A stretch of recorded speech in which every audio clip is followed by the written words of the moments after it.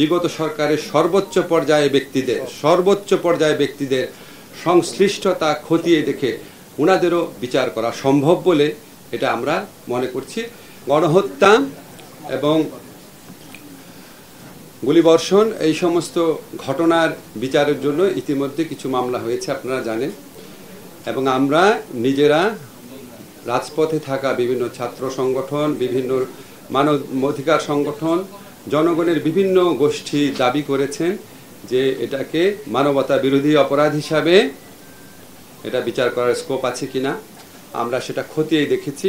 আপনাদেরকে আমরা বলতে চাই 1973 সনে যে ইন্টারন্যাশনাল ক্রাইম ট্রাইব্যুনাল অ্যাক্ট আছে, যেটা পরে 2009 এবং 2013-তে সংশোধনী হয়েছে, সেই আইনে আমরা জুলাই গণহত্যা বলতে আমি অগাস্টের প্রথম 5 দিনের গণহত্যার কথা বোঝাচ্ছি। এটার জন্য দায়ী যে ব্যক্তিবর্গ আছেন উনাদের বিচারের জন্য আন্তর্জাতিক অপরাধ ট্রাইব্যুনালে উনাদের বিচারের জন্য আমরা ইতিমধ্যে একটা ছোটখাটো গবেষণা মতো করে দেখেছি এই আইনের অধীনে এই হত্যাকাণ্ডের সাথে জড়িত ব্যক্তিরা এবং যারা আদেশ দিয়েছেন, বিভিন্নভাবে সহযোগিতা করেছেন, তাদের সকলকে বিচারের আওতায় আনা সম্ভব। এবং আমরা এই আন্তর্জাতিক অপরাধ ট্রাইব্যুনাল, এখানে আপনারা জানেন একটা ইনভেস্টিগেশন এজেন্সি আছে, একটা প্রসিকিউশন টিম আছে, এগুলিকে আমরা রিঅর্গানাইজ করার চেষ্টা করছি।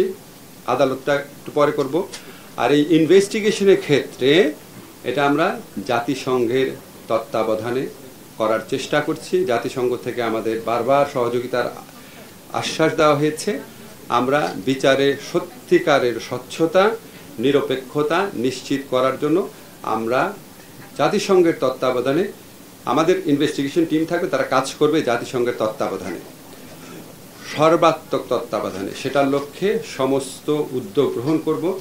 ইতিমধ্যে এখানে জাতিসংঘের যে আবাসিক প্রতিনিধি আছে ওনার সাথে আমরা মিটিং করব, ডিসিশন নিয়েছি, ডেট ঠিক হয় নাই, সহযোগিতা চাবো। এছাড়া আমাদের আরও উচ্চ পর্যায় থেকে জাতিসংঘের বিভিন্ন কনসার্ন এজেন্সি আছে, ওনাদের সাথে যোগাযোগ করা হবে, আমরা করব।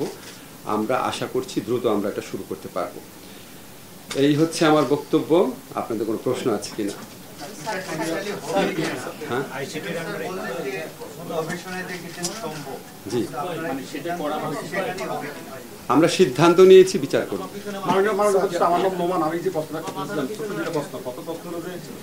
বিভিন্ন মানবাধিকার সংগঠন এর বিচারটা হেগে ইন্টারন্যাশনাল বাংলাদেশ সেই অনুসংগ্রহ করছে সেই সনদে, সেখানে কি এই বিচারের উদ্যোগ নেওয়া সম্ভব কিনা? প্রথম প্রশ্ন। দ্বিতীয় প্রশ্ন হলো, বাংলাদেশের আয়নাগরের মতো এরকম অসংখ্য আয়নাগর তৈরি হয়েছিল সারা দেশে গত 15 বছরে।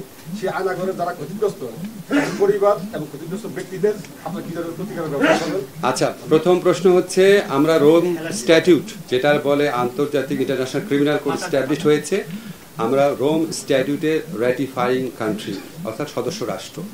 কিন্তু আপনি আন্তর্জাতিক অপরাধ আদালতে তখনই যেতে পারবেন যদি আপনি নিজস্ব অপরাধ আদালতে এটার বিচার করতে আনউইলিং, অনিচ্ছুক বা আনেবল, অসমর্থ হন।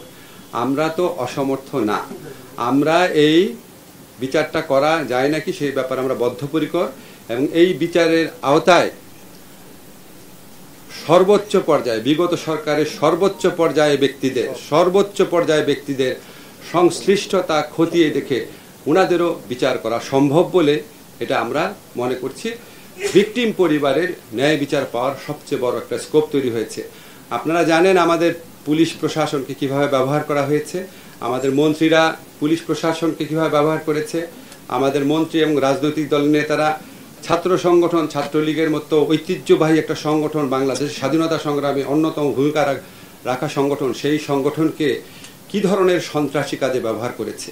এখন আমরা শুধুমাত্র পুলিশ, ছাত্রলীগের অপরাধ দেখলে তো হবে না। যাদের কমান্ড ছিল, যাদের আদেশ নির্দেশে তারা করেছে, সে সর্বোচ্চ পর্যায়ে ব্যক্তিও যদি হয় সেটাও এই আইনের আওতায় বিচার করা সম্ভব। যেই জন্য আমরা মনে করছি অপেক্ষাকৃত দ্রুততর সময়ে এই ঘটনার জন্য, এই হত্যাকাণ্ডের জন্য দায়ী, বারবার আমি বলছি, ক্ষমতার সর্বোচ্চ কেন্দ্র থাকা ব্যক্তিদেরও বিচার সম্ভব দেখে আমরা মনে করছি এই আইনের অধীনে ন্যায় বিচার, মানুষের বুকের ক্ষত, মানুষের আহাজারি। আমরা যখন এখনও, আপনারা সবাই জানেন, আমরা এখনও যখন এই মুগ্ধের ছবিটা দেখি, আবু সাঈদের ঘটনাগুলো দেখি, আমি আর বলতে চাই না, এগুলি এখনো আমাদের বুকে হাহাকার করে ওঠে। তো ওনাদের সবার এই ন্যায় বিচার নিশ্চিত করার জন্য শুধু যে পুলিশ বা ছাত্রলীগের যারা হুকুম পালন করেছে তাদের বিচার না, এটার সাথে জড়িত সবার বিচার এই আইনের আওতায় আনা সম্ভব।